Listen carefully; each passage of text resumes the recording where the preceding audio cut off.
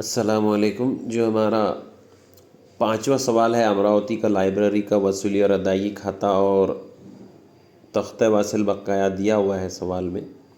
तो हमेशा जो सवाल में दिया रहेगा वो तख्ते वासिल बकाया आप देख सकते हैं 2019 का है और वसूली और अदायगी जारी साल का है, मतलब जो 31 मार्च 2020 को ख़त्म होने वाले साल के लिए वो दिया हुआ है। तो इसको हमेशा की तरह अपन सबसे पहले क्या करेंगे कि तरमीमात पर जाएंगे और किताबों पर 10% फ़रसूदगी लगाना है। ये पहली तरमीम है। तो इसमें सबसे पहले बैलेंस शीट, पुरानी बैलेंस शीट पे देखें, किताबें 6,50,500 की है और इस साल 1/10 को यानी 1 अक्टूबर को यानी 6 महीने पहले किताबें ख़रीदी गई है जो वो 1 लाख रुपए की है। पहले से 6,50,500 इतनी किताबें हमारे पास है, 6,50,500। अब इसका एडजस्टमेंट हम, क्योंकि किताबें जो है असेट होता है, इसलिए 3A पर जाके उसका एडजस्टमेंट देखेंगे। 3A पर मैंने इस बार आपको समझने के लिए रेड पेन से ये तरमीमत बनाई है। किताबें जो है वो पहले ही पिछले साल की जो है 6,50,500 लिखे, जारी साल की ख़रीदारी 1 लाख उसमें लिखे, दोनों का टोटल 7,50,500। और फ़रसूदगी जो इसकी निकल के आ रही है, क्योंकि जारी साल में 6 माह की लगेगी और जो पिछले साल की किताबें हैं उस पर पूरा लगेगा। तो इसका रफ़ वर्क मैंने किया है, वो भी आपको समझाता हूँ मैं। किताबों पर फ़रसूदगी का रफ़ वर्क इस तरह का रहेगा कि 10% लगाना है अपने को 6,50,500 पर। तो 10 अगर माइनस कर दिया तो ये रकम है 65,050 रुपये। अब 10% फ़रसूदगी लगाना है 1 लाख पर, लेकिन वो 6 माह की है। तो अगर 10 इसको हटा दिए तो रकम कितनी हो जाएगी? 10,000 1 लाख के ऊपर। तो ये 10,000 पूरा 1 साल का होगा, हमको 6 माह का चाहिए इसलिए 5,000 होगी। इस तरह से ये 70,050, 65 और 5 70,000 और 50 रुपये ऊपर के। तो इस तरह इसका रफ वर्क हुआ। तो किताबों की फ़रसूदगी 7,50,500 के टोटल में से 70,050 रुपये माइनस करने के बाद 6,80,450 बच रहे हैं। इसी तरह दूसरी तरमीम दिया है, फ़र्नीचर पर फ़रसूदगी लगाना है 8.5%।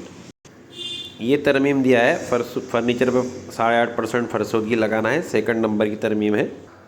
इसका रफ वर्क भी 8.5% साल भर के लिए लगाएंगे 50,000 पर, तो 4,250 आ रहा है।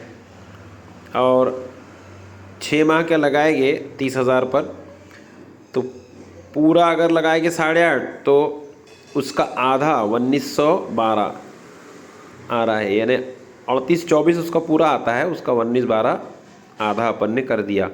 इस तरह से 4,250 और 1,912 इसकी मुकम्मल फ़रसूदगी जो रहेगी वो 50,000 और 30,000 पर जो मिलाकर होगी वो 6,112। रफ़ वर्क को हम फर्नीचर पर पहले से हमारे पास 50,000 का है, पुरानी बैलेंस शीट में आप देखिए सवाल में जारी साल में ख़रीदे 30,000, टोटल हुआ 80,000। फ़रसूदगी मैंने आपको बताया कि कैसे उसके टुकड़े करके निकालते हैं। वो 6,162 रुपये आ गया है। उसको माइनस करने के बाद 73,838 रुपये आउटर के टोटल में आ रहा है। अब फ़रसूदगी जो है यहाँ पर 70,050 ये है और 6,162 ये फ़रसूदगी है। तो दोनों को 2DR पर भी लिख देंगे। तो ख़र्च पर जाकर ख़र्च पे हम दोनों पर फ़रसूदगी लिख लेंगे, अंदर में किताबों पर भी और फर्नीचर पर भी। इस तरह से टोटल अपना दोनों की 76,212 रुपये दोनों असासों पर फ़रसूदगी, यानी हमारा नुकसान है। और ख़र्च या नुकसान को अपन डेबिट पर ही लिखते हैं, इसलिए यहाँ पर खर्च में अपन ने इसको लिखा है।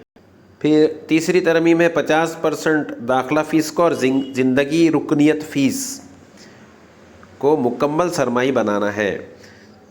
तो इसकी तरमीम हम दाखिला फ़ीस और ज़िंदगी रुकनियत ये दोनों भी हमको वसूल हुए। तो 2CR पर जाकर उसका एडजस्टमेंट देखिए। दाखिला फ़ीस जो वसूल हुई है वो 30,000 रुपये है, वो हमारी आमदनी, लेकिन उसको 50% तरमीम में बोल रहा है कि वो सरमाई बनाना है, तो सरमाई 15,000 बना देंगे आउटर में। हमारी आमदनी अब 15,000 रहेगी दाखिला फ़ीस से, क्योंकि 15,000 को हमने सरमाई फ़ंड में शामिल कर लिया। ज़िंदगी रुकनीत फ़ीस का यहाँ पर पेपर में ज़रूरत नहीं रहती आपको, लेकिन समझाने के लिए मैंने बताया कि 2 जगह आप एडजस्टमेंट करते। तो ज़िंदगी रुकनीत फ़ीस को मुकम्मल सरमाई बनाना है, 10,000 के 10,000 माइनस, तो इस तरह बाहर में 0 बचेगा। ये सिर्फ समझाने के लिए बताया आपको कि कैसे एडजस्टमेंट करते हैं, क्योंकि एक जगह 2 CR पर यानी आमदनी पर आएगा और दूसरा 3L पर आएगा। तो सरमाई फ़ंड में शामिल करने का बोला तो दाखिला फ़ीस जो उधर के 15,000 है वो इधर मिला दिए, और ज़िंदगी रुकनीत फ़ीस की मुकम्मल जो 10,000 है वो इधर मिला दिए। तो ये 2 तरमीमात को ऐसे लिख कर छोड़ देते हैं, ज़ायद आमदनी को बाद में देखेंगे अपन। इस क्वेश्चन में जो थोड़ी सी मुश्किल तरमीम है वो ये है कि लाइब्रेरी के 2000 मेंबर हैं और हर एक मेंबर वो 100 रुपये अदा करता है। तो इसका हिसाब करने के लिए हमको 2000 में 2 ज़ीरो बढ़ा देना पड़ेगा, क्योंकि हर एक मेंबर 100 रुपये दे रहा है ना, तो 100 के 2 ज़ीरो इधर मिला दिए तो ये रकम कितनी हो जाएगी, 2 लाख। अब हमको 2 लाख चंदे चाहिए। अब देखेंगे हम कि पुरानी बैलेंस शीट पर बकाया चंदे कितने थे। यहाँ पर कुछ चंदे बकाया थे क्या इधर, तो पेश बकाया तो नहीं है यहाँ पर, लेकिन पेशगी वसूल शुदा हो चुके हैं। यानी ये जो 2019 में जो चंदे वसूल हुए वो पेशगी मतलब वो 2020 के लिए वसूल हुए। तो ये 3,000 का जो एडजस्टमेंट है वो कैसा करेंगे अपन। अब अपन आ जाएंगे कि चंदाजात जो है सवाल में दिया 1,80,000। अब जो पिछले साल के चंदे थे वो उस वक्त में तो अपन ने, क्योंकि वह पेशगी थे इसलिए उसको पेशगी रहते हैं, तो इसको यहाँ पर वो 3L पर लिखे हुए हैं, तो यहाँ पर उसको लाकर जमा कर देंगे अपन, क्योंकि ये इस साल के लिए थे, ये जारी साल है, इसलिए यहाँ पर 1,80 में 3 मिला देंगे तो 83 हो जाएगा। लेकिन मैंने आपको बोला कि हमको 2 लाख चंदे चाहिए, 2 लाख का रकम यहाँ पर है, क्योंकि 2000 मेंबर है, हर एक 100 दे रहा है, तो 2000 में 2000 की रकम के आगे 2 ज़ीरो बढ़ा देंगे, हर एक 100 रुपये देता है, तो इस तरह 2 लाख की रकम अपने को चाहिए। 1,80 हमको वसूल हो चुके हैं और 3,000 पिछले साल ही वसूल हो गए थे, 1,83,000 हमारे पास है, इसलिए मैंने बकाया चंदे वो 17,000 के लिखा है, तो ये हमारे को वसूल होना बाकी है। अब ये जो बकाया चंदे 17,000 है इसका एडजस्टमेंट 3A पर भी आएगा। ये बकाया चंदे लिखा हुआ है, ये जारी साल के हैं। इस तरह ये 17,000 मिला दिए 1,83 में, तो टोटल रकम हमारे पास हो जाएगी वो 2 लाख हो जाएगी। इसका 2 जगह एडजस्टमेंट, यानी बकाया चंदे यहाँ पर और बकाया चंदे यहाँ पर भी इधर वसूल होना बाकी है। अगली तरमीम जो इसमें है वो गैर इस्तेमाल शुदा डाक टिकटों की कीमत है वो 200 रुपये है। मतलब ये ज़ख़ीरा है हमारे पास जो बच गया है। डाक टिकट का जो हमारे पास में अभी बच्चा पहले जो था वो 500 रुपये था, जारी साल में हमने डाक टिकट 1500 ख़रीदे, टोटल हो गया 2000। और 31 मार्च को ये जो बचा हुआ ज़ख़ीरा है यानी इख्तितामी ज़ख़ीरा उसको 200 रुपये बोल रहा है तरमीम में, तो इस तरह से उसका हिसाब करेंगे।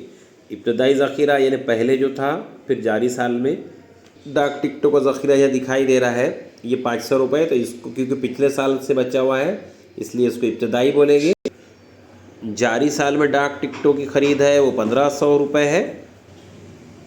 तो इस तरह से डाक टिकट इब्तदाई 500, जारी साल के 1500, 2000 और उसमें से माइनस करें तो 1800 का अभी भी बाकी है। और यही एडजस्टमेंट हमारा 200 रुपये यहाँ पर 3A पर बकाया है। इस तरह से इसकी एडजस्टमेंट करेंगे। ये एडजस्टमेंट्स पूरी हो गई। अब हम हमेशा की तरह क्या करेंगे कि जो 2DR की मदें हैं यानी जो अदायगी की हुई है वो तनख्वाह के 24,000, छपाई स्टेशनरी के 6,000, किराए के 18,000 बाकी है। उसी तरह से जो वसूली हुई पुराने अखबार के फ़रोख्त सवाल में दिया हुआ है वसूली पर 2,000, लेक्चर हॉल का किराया है 10,000, हिस्स पर सूद है, तो वो वहाँ से वसूली से आमदनी पर लेकर आ जाएंगे। और जो पेमेंट हमने कर दिया है मतलब तनख्वाहें, छपाई स्टेशनरी, किराया, वो इधर लेकर आ जाएंगे। और दोनों को मैच करने के बाद ये खाते को यानी आमदनी को देखेंगे तो वो 2,32,000 है और इसके खर्चे 2,32,000 में से खर्चे माइनस करने के बाद जो रकम बच रही है वो है 1,05,998 रुपये।